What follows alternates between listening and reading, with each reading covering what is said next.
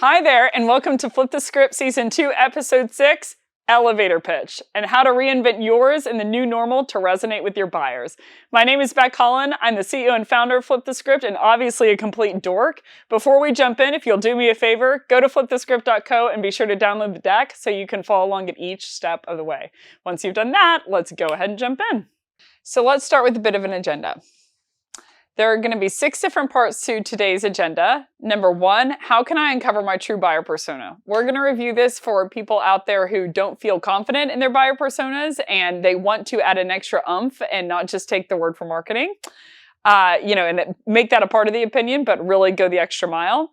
Number 2, the 9 types of drivers to buying any product. So this is, regardless of what buyer persona I am, the 9 different reasons or types of reasons that people will buy any product. Number 3, we're going to list out your pre-existing value props that you had pre-COVID. 4, common changes to most buyers during COVID so that you can have a short list of things to consider. 5, we're going to discover the new things that matter to your pre-existing buyer personas based on what they are currently incurring. And then number 6, we're going to evaluate your buyer persona and we're going to reinvent the pitch. So let's start with number 1. How to uncover your true buyer personas. Typically what I see people do for buyer personas is they go to the marketing team and they yell at them and they say, hey, give me buyer personas. And the marketing team does a lot of market research and they do the absolute best that they can and they come back with a list of buyers. That is fine as a data point. However, what I have seen with companies, unless the ICP or persona that they're selling into is marketing, then marketing obviously has some struggle with it. Like they don't enter into the experience. If I live in Texas and I have never been to California, it's very, very hard to me, especially through research alone, to understand what it feels like to be a Californian. So let's go into some steps of how you can take this marketing stint as a piece of the puzzle, but also incorporate some other variables to help you uncover your true buyer persona and what they really, really off record care about. So there's going to be 6 steps. Number 1, I would start with the case studies of people who were willing to leave case studies of your product, and I would interview the participants. So this is going to be somewhat unscalable. It depends on your size of org. But point being, if I were just a rep that was starting at a company, I would try to multi-thread, find that person, if nothing else for network. They really like your company enough to leave a case study, then they probably will give you some level of time. And I would read through the case study, understand why they bought the product, what kind of role in terms of title that they have or had at the time that they purchased, and what kind of buyer persona that they had in terms of discipline. And if they are willing, I would just reach out to them. So some people would say, oh, you can never do that. Like, what if, blah, blah, blah. I just do it.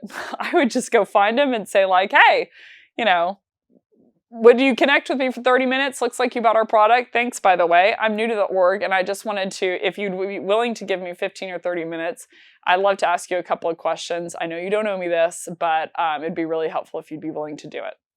This conveys to them of like, hey, I value your expertise, and most people are willing to help out, especially if they're intertwined with your company enough to go on record about how they like it. Number 2, I would interview happy customers who are willing. So, a good way to uncover happy customers, you can do one of 2 things. You can, understand from the case study perspective or people who are listed on your website.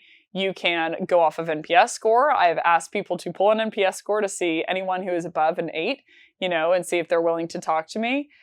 Or you can talk to salespeople, about all of their clients that are happy, or CSMs about all of their clients that are happy. So NPS score is a start, kind of a muddy start, but I would really go to CSMs and AEs and say, hey, I wouldn't necessarily, let them know what all the time I'm going to do of like, hey, I really want to get to know our buyers. Do you mind telling me, I saw that I would do the prep work. These are the 5 accounts that I saw that have a super high NPS score.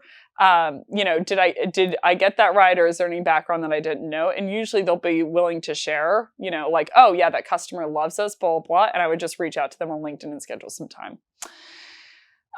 Number 3, I would talk to 5 people within that buyer persona that you sell into in the industry, regardless of whether they've intertwined with your product or not. So you don't just need to know what your buyer persona thinks about your product or the pain points that your product solves for. You really need to know that buyer persona in general.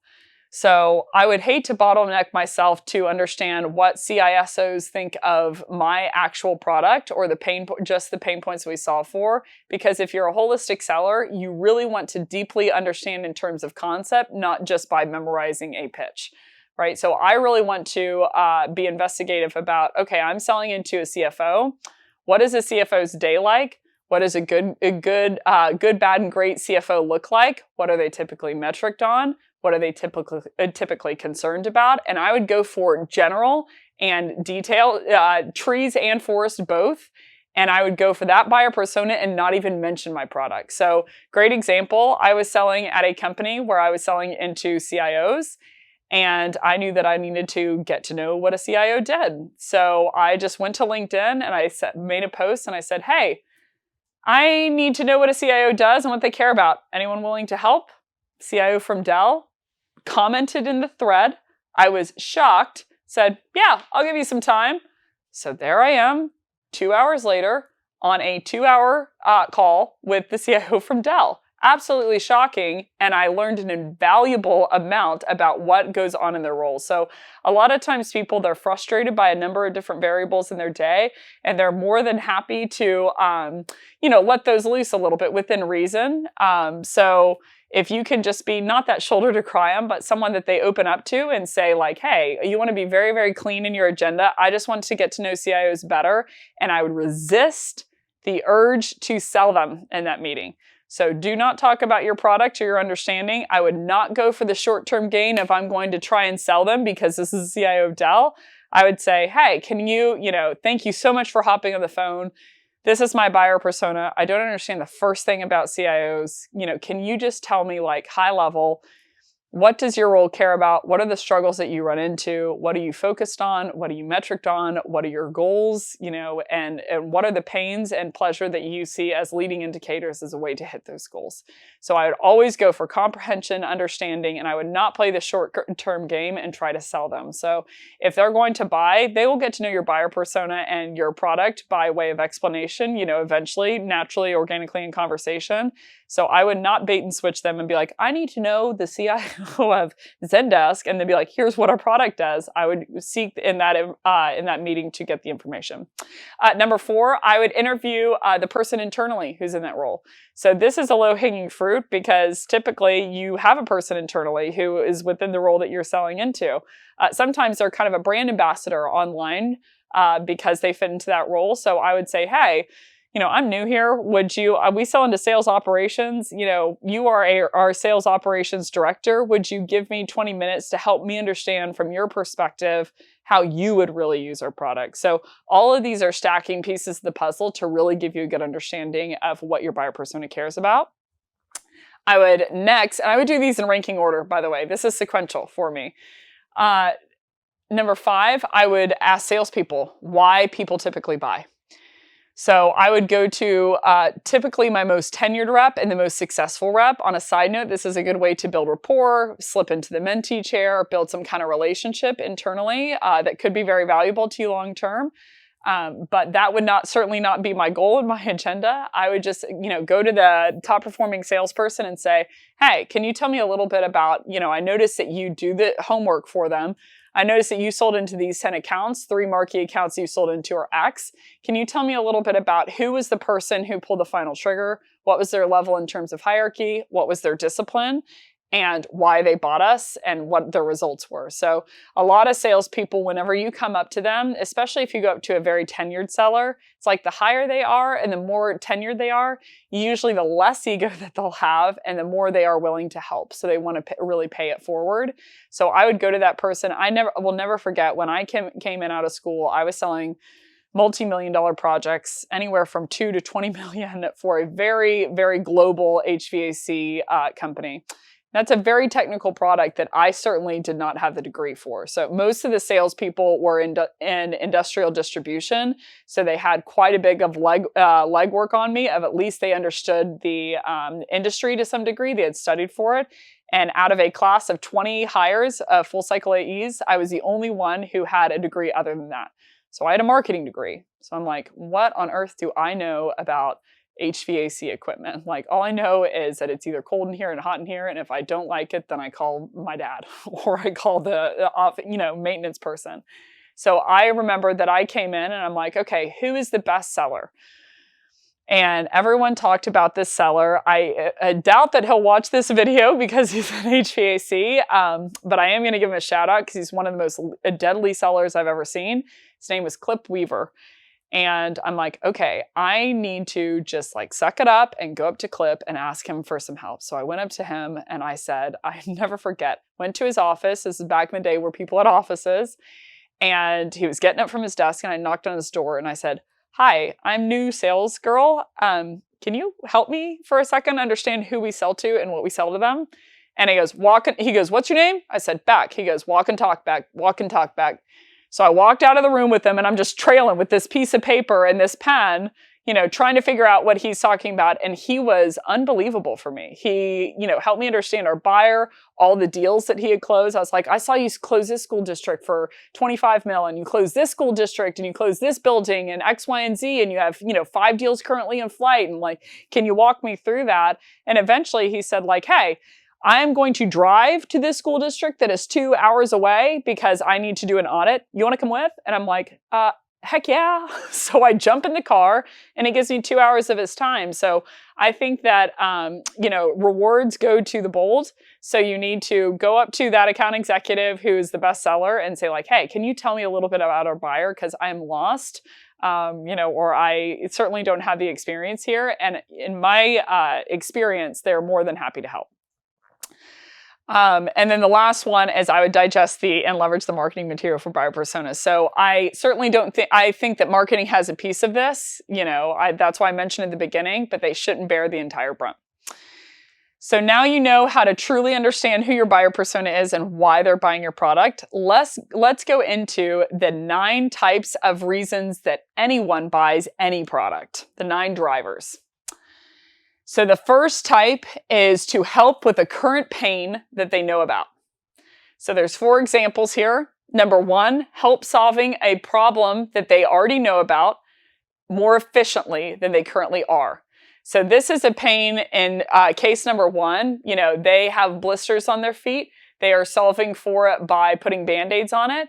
And you say, hey, it's actually faster. It's really long to put on Band-Aids. You have to churn through a bunch of them. It's actually more efficient if you put this gel on, or you have some idea. So the first piece is they buy your product to solve a problem that they already know about, that they're already currently solving for, but you're doing it in a more efficient manner. Number 2, help them solve for a problem that they already know about, that they're already currently solving for less money. So let's say in the pre-existing example, you said like, hey, notice you have blisters on your feet and that you're putting Band-Aids on them. Your Band-Aids on average are costing you $1 per day. What if you could trim that down to 25 cents per day? So it's same problem they know about that they are already solving for, but for less money. The third case scenario why they would buy your product is to help them solve a problem that they currently have, they're already aware of, but more quickly. People value their time, especially if they're a leader. They have less and less and less of it the more that they notch up. So I have never had more lessons on brevity as when I have transitioned up the funnel. So when I went from, an IC to an enterprise account executive, in full cycle, I had less time than ever. When I was selling SMB, I had less time than enterprise. When I became an SDR, I had more time. Team lead, I had less time. Manager, I had even less time. Head of, I had less time. VP, I had even less time. And transitioning into flip the script, it's like I have no time, So this is something that they value is their time and how quickly you can get something done. So option number 3 is you are solving, they would buy your product to solve a problem that they already know about, that they're already currently solving for, but they can do it more quickly with you. Number 4, help them solve a problem that they are currently incurring that they didn't know how to solve. So in this case scenario, they knew that it was a problem and it was a problem they are currently having, but they didn't know how to solve it. So I will give you an instance. I love to bake. And in the baking industry, I feel like it's been hundreds of years that people have been using flour. Flour packaging is a mess. Still, somehow, for hundreds of years, we have been using flour, and you still, when you open a new pack, it's like, oh, the flour goes everywhere, and you rip a hole in the top of the bag, and all of a sudden it's on your shirt, and then you're trying to roll it up, but you know that it's not going to be fresh unless you put in one of those fancy canisters. But if you live in San Francisco like me, and a 471 square foot loft, then it's really, really, you're tight in terms of space. So you don't want to have all these canisters out on your thing. So, okay, I'm going to put in this shelf, and then I open it up and it falls all over me. We have not solved that problem. So I currently have a problem that I know that every time I bake, I'm going to get flour everywhere, and this is super inefficient for me. But I don't know how to solve it. So that is the fourth type of problem that you can solve for people. They know they have the problem, they're currently incurring it, but they don't know how to solve it, and they can solve it with your product. So the second type of bracket of reasoning that someone would buy your product is still a pain reason. People will buy for pain alleviation with much more urgency. They will buy for pleasure. Full disclosure, we'll get into pleasure in a minute. But this bracket of pains are pains that they didn't know about. So the first example is pains they already knew about, that they wanted to find a faster, more efficient, less cash intensive, or a way to solve it in general. The second bracket is going to be pains that they didn't know about. So number one is making them aware of a problem or solving for a problem that currently exists that they didn't know exists. And I'll give you an example. I am starting a business, and there are certain expenses that I'm going to have with starting a business. So if someone were to call me and say, hey, you're actually using 5 pieces of tech to start this business, and you really only need to use 3, because not only are you overpaying for that, but number 2, you are wasting time by putting a lead into your CRM and also putting it into your marketing automation platform. So you are spending X amount of time and X amount of dollars by doing something that actually net is going to leave you open to security risk, is going to lead you open to some level of breach of people being passed, between different providers of marketing automation and CRM. Is going to cost you more time and is going to cost you more money. So that would be making me aware of, in the latter portion, of I'm opening myself up to risk if I am using those 2 pieces of tech.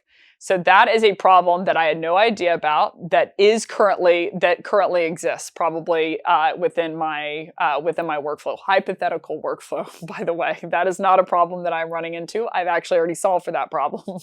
Shout out Sue with legal. So that is the first type of problem that they wouldn't know about that currently exists and is going on. Fact today that they didn't know about is number 1 reason that they would buy your product. Number 2 is making them aware or solving for a problem that will most likely happen in the future that they didn't know about. So you could say, for my business did you know if you had a current run rate of X, Y, and Z, it is very likely that you're going to open yourself up to added expenditure whenever you hit this certain threshold of people who come onto the website. So that would be a problem that we're not positive is going to happen, but is very likely in the future. So people feel some level of customer advocacy because you made them aware of something that might happen that would negatively impact their business. And then the third type is making them aware of a problem that would happen in the future. In the first case, it's most likely will happen, or I'm sorry, in the second case here, it might happen. So high likelihood here, like if you're normal, this is going to happen. And then this third case is it might happen. It's possible. And so this is more of an action of how can we be preventative so that we make sure that problem doesn't happen. So the first one is a problem that currently exists that they didn't know about that's currently happening, and you can help them solve for it with your product.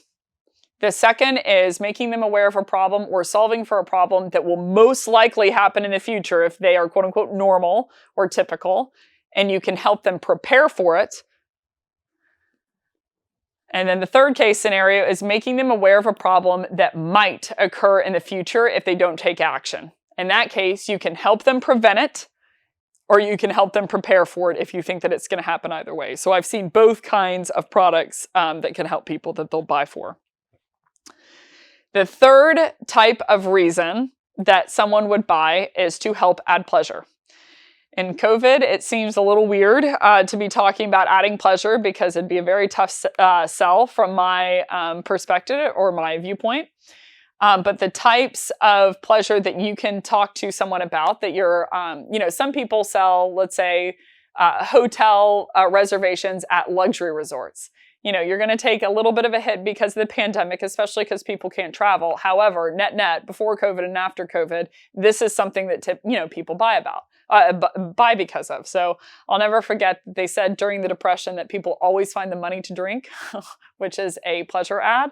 So the 4 types of pleasure ad that you can solve for with your product is number 1, adding pleasure to the decision maker in the present. Number 2, adding pleasure to others around them, like let's say their team in the present. So let's say you're selling to someone, I want to, pitch to you that you should take your reps on some kind of retreat because it will help with increased efficiency and team building activities. So it's others around them and they incur the positive benefit as a result of people around them being happy. I want to work for that leader. Number 3, pleasure added to themselves in the future. I want to book a vacation. I want to book tickets to go to a, U2 concert in the future. Or number 4, pleasure added to others in the future. So this is, I want to, take my team to Cabo or whatever because they hit this goal in the future because that will make them happy and it will make them feel a little bit happier towards me. So this is a quote unquote vanity buy is what I've heard it coined as. I hate the term, but you get the point of it's to add pleasure, not to alleviate pain. So those are all the reasons that someone would buy any kind of product. So now that we know all the reasons that they would buy the product and we know how to find our true buyer persona, the third step that I would do is I would list out my pre-existing value props. So this should be simple. If you know your value props already, I would just make a grand list of I sell into these 5 different buyer personas. For me, for instance, I would sell into, from a consultative perspective, SDR leaders, sales leaders, revenue leaders, sales enablement, sometimes arguably sales operations. So those are my five buyers from a consultative perspective. So I list them all out and say, prior to the pandemic, this is how I was pitching them. I was pitching that I could increase conversion of closed-won deals for account executives, that I could help them, bump the quote-unquote ACV by teaching them how to add value the entire process, or I could increase book meetings and pipeline with SDR leaders and for SDR teams. But I would list out pre-pandemic, what are all the things and value props that I sold based on. Number 4, I wanted to briefly cover the common changes to most buyers, regardless of persona or discipline, to consider and have in the back of your mind before we reinvent the pitch. So these are common changes that have happened to most people across the board. I would start to think about on the left-hand side, or here in the dark blue, is going to be the business implications to them. And the teal, I guess you call this a teal? I don't know, turquoise? I'm a little colorblind. You probably tell by the way I dress, just kidding. So, and the teal or the turquoise is going to be implications to them individual. So the dark blue is common changes for people is there are a lot of business implications on their vertical that you'll want to consider. Number 2, business implications on their cash flow and how much they have available and are willing to spend. Number 3, business implications on their TAM or total available market. So sometimes you'll have to tease out different accounts because you can't sell into, community workspaces right now because people aren't going into the office. Number 4, business implications on their role in general. So if I sell into a CFO, then what are the implications to a CFO, in the new normal? Those are going to change and pivot. On the individual level, things that people are having to deal with more than ever before is learning how to work remotely, learning how to work without a team in the office that they can go to, still being a part of a team and feeling like they're collaborative with people, and then receiving what they need from their peers. So, answers to different questions. If I'm a marketing team, what is the product marketing team doing whenever I need to feed through content? Because I'm demand gen, for instance. So I have a lot of cross collaboration with my peers, but it makes it a little more difficult, an added element of complexity since I'm not next to them in the office. From the business perspective, how they're thinking about their go-to-market. Are they going all land business prior to the pandemic, and now they're talking about expansion business because new labels and new ARR is harder to close? Project planning within their business, added logistics to their business in terms of, maybe I was shipping Carhartt beanies beforehand, and now I have to think of an extra element of complexity because, people want to keep 6 feet distance. Maybe they want you to put it in a locker beforehand so they don't have to have interaction. But what are the added logistic complications to my buyer in the new normal? And then added complexity with their family being around them. So this is a big one, dogs. If you see season 2, there's my dog Snowball that is up on my keyboard because there is a level of complexity whenever there's lab hair everywhere on you and you like to wear black. Receiving what they need from, on the individual level, receiving what they need from their buyer, there's added complexity there. Receiving what they need from their leader. So you have not only getting what they need from their peers, but getting what they need from their leader and from their buyer. And I would also add in here, I didn't put it up here, but getting what they need from their team. Data hygiene, reports, etc. There is another level of added complexity for a lot of businesses, especially if they were pen and paper. Accountability and collaboration. These are 2 big ones. Being accountable while working remotely is a skill that a lot of people, because they were in the office, didn't necessarily have to develop. And so this is a added element for most people, regardless of their buyer persona. So those are common changes for people. Let's talk about discovering the new components of your buyer's day, regardless of what buyer persona they're in. So the things that I would want to evaluate before I reinvent my pitch are the following. I'm really excited about this list. So, because I had to think this through for all of my different buyers. Number 1, their new goals as a buyer persona. So the pandemic has impacted what people are after. I'll give you a great example. There are event marketers before, and their goal was to plan a seamless event and to pack out the building. So, after the pandemic, it shifted to virtual. If you still hold that's going to be the angle that you're going to go. I've seen people repurpose roles entirely. I'm going to take my event marketer, I'm going to take my event team, and I'm now going to use them as a webinar team. Well, they were an event team beforehand, and now all of a sudden they're talking about lead generation, and they're just 2 completely different worlds. So along with the new role, oftentimes can come new buyer persona goals. Number 2, leading indicators of achieving those goals. So no matter what goal you have, there's usually a leading indicator of success of what you would see early on that would amount to that goal. So what's the leading indicator that would build into the former? Number 1, the new challenges that they have as a buyer persona in the new normal. It can range. A good list was the list that I just went through as a starting point, but I would think through what are the new things that they're going to have to deal with. So if I'm a VP of sales that runs field sellers, all of a sudden I have to think about what are all the challenges with selling remotely, because all of my sellers are used to knocking on a door and going face to face with someone. Now, not only do I have to buy a bunch of different software like Zoom, web conferencing, and dialers, number 1. Number 2, I have to increase accountability with them because now they're going to be working remotely without any accountability. And I can't just duck my head in and check in. And number 3, do they know how to sell remotely? Do they know how to be email intensive or how to hold a meeting with someone who's virtual? So I will say from experience, teaching someone live and teaching someone like this are very, very different. When I'm live, I can kind of understand what people are after. I can engage with them more. I can understand who's in the room. I can understand what buyer persona, so I can tailor accordingly. Selling or training like this, I have no idea who's watching it. So I have to think through different mediums of what's the average person that watches this, and how do I cater towards them? And if you're coming in through YouTube, what's your user journey? You're coming through, on the website, what's your user journey? And how can I cater to both? So I would think about the new challenges that they're going to incur while selling in a post-pandemic world. or during the pandemic, excuse me. And then the last one for the business implications perspective is their new typical needs as a buyer persona, what they're going to need to get there. So their challenge is they don't know how to get their teams to sell remotely effectively. Their need in that is, number one, tech. They need new tech to help enable their reps to be accountable, cross-collaborate, coach, etc., and be able to do the core function of selling. Over here on the left is the individual, the continued list of individual, their new struggles as a buyer persona, their new priorities as a buyer persona. Priorities are typically dictated on as something very, very important and is something very, very immediate.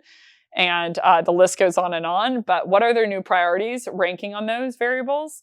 And then the problems that they'll run into with those new priorities, goals, and needs. Because if their goals and needs are reset, then all of a sudden their priorities are reset as well. So those are the things to consider whenever reinventing your buyer persona. Let's talk about evaluating your new buyer persona. So when I'm thinking about my new buyer persona, I would ask myself the following questions. What are their new goals in this order? What are their new goals? What are their new needs? What are their new priorities? What common changes are they running into? What are their new challenges and struggles based on these four? So if you are watching this, I would pause, and before you go on to the next slide, if you can answer those questions, that is the prep work. Their new goals is they need to, maybe a VP of sales has a reduced bag. So, their pooled rep quota was 100K. Now it is 80K because they are mandatorily doing a discounted pricing from their CRO. And so they adjusted it, gave them a give me and adjusted it. So my new goals is how do I hit 80K within a remote selling environment whenever I was field sales prior? My new needs based on that is I need the tech to sell remotely. I need to learn how to cross-collaborate with my team. I need to learn how to communicate to my team effectively, how to keep them accountable, how to get them to make dials, how to do all of that in a new environment. My new priorities now is how do I purchase the tech and outline the process to enable them to do that. The common changes that they're running into is the pre-existing list, that I stated beforehand, but okay, they're going to have to deal with added complexity of motivating themselves, of not working with the team anymore, of not being able to check in and have these group, email reviews and film reviews live, and they can't really talk to someone across the table, and they can't really identify with someone and commiserate together.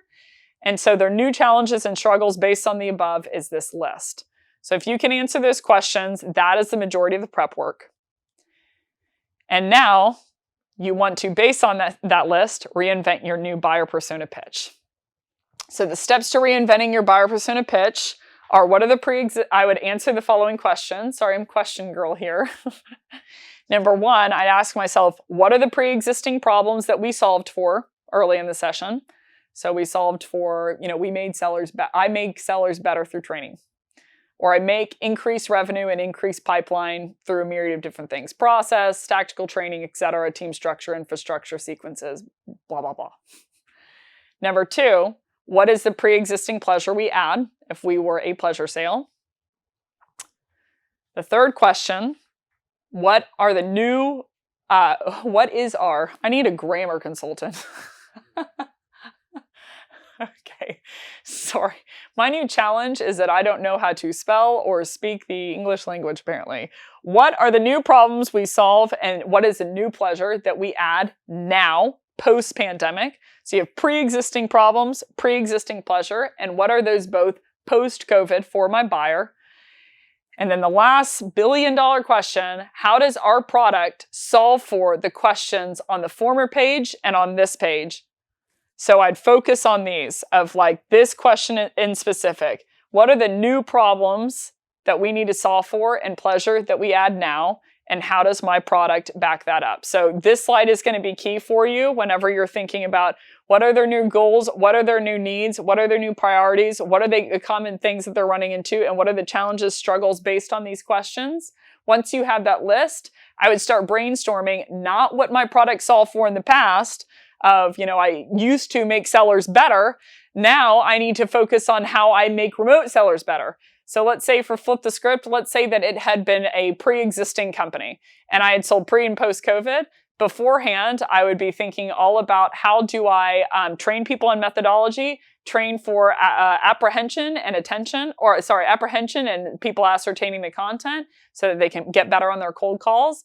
And now all of a sudden, I need to pivot that training slightly to, I need to make remote sellers better. So there's going to be a litany of things that are added in on that, tool, tech, process, etiquette of, yes, you still need to show up on time, even though it's over web conferencing. This is how to get someone engaged over a web conferencing software like Zoom. This is how to get someone to answer a question. This is how to get someone to build rapport over web conferencing. Is very, very tough. It's hard enough in person. It's even tougher if you're meeting a cold buyer and they're not in the room with you to really build rapport with them or really, make them see you as a human. So how do we do all of that remotely versus how did we just do that effectively in the past? So once you come up with the answers to these questions, I would ask myself this question: it's how, and I would be open-ended with the outcome of, say, how does my product now fit into those questions? And I'm going to let go of the past and solve for the present during the pandemic so that your pitch resonates more than ever before. So in summary, I think that the key here and the key takeaway is that our buyers are different. Our buyers are in a completely different world, and this is extremely unfortunate what we have had to go through as a globe. But I think there is a way out here and there is a light at the end of the tunnel, and that is predicated on letting go of the past and all the pains that you saw for, years ago, and embracing the present and saying, okay, my buyer is in a new normal. What are they running into? And how can I not only how did I successfully help them in the past, but how do I really enable them in the present during this pandemic to adjust and crush their role more than ever before? That is everything. Thanks so much, everybody, for watching. If you like this session and you want to hear more, go to flipthescript.co and you can make sure to download all the sessions along with. Watch out.